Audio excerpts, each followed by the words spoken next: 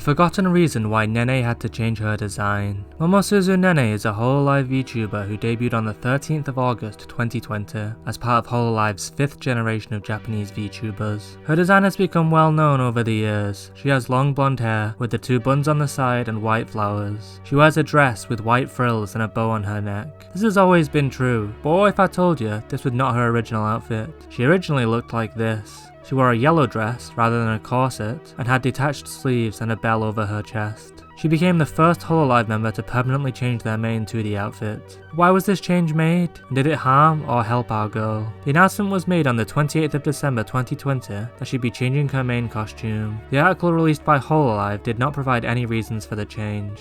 However, if we look towards the bottom of the article, we see a clue as to why the change was made. There's a section called Momosuzu Nene Profile, which provides a short description for people not familiar with her. She's described as a girl in Chinese clothing who came from another world, longing to become an idol. Nene's original design was heavily inspired by Chinese culture. In 2020, Hololive became very controversial in China, as members Coco and Hachima mentioned Taiwan on stream. This might seem like something completely minor, but if you weren't around at the time, it was a big deal.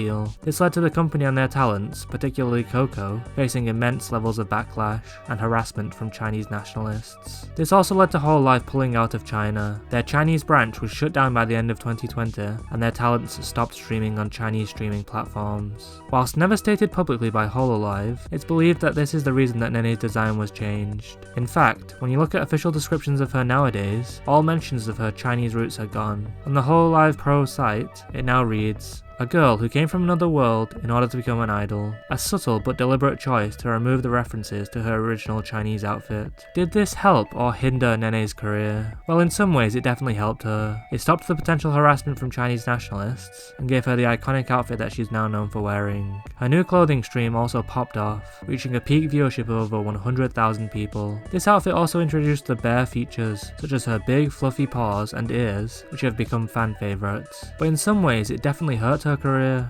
especially early on. Her 3D debut happened much later than her gen mates. Polka had her 3D debut on the 10th of January 2021, Botan had her 3D debut on the 13th of January, and Lemmy had her 3D debut on the 25th of January. Nene wouldn't have her 3D debut until 3 months later on the 18th of April. She also didn't have a 2020 New Year's outfit like the other members did.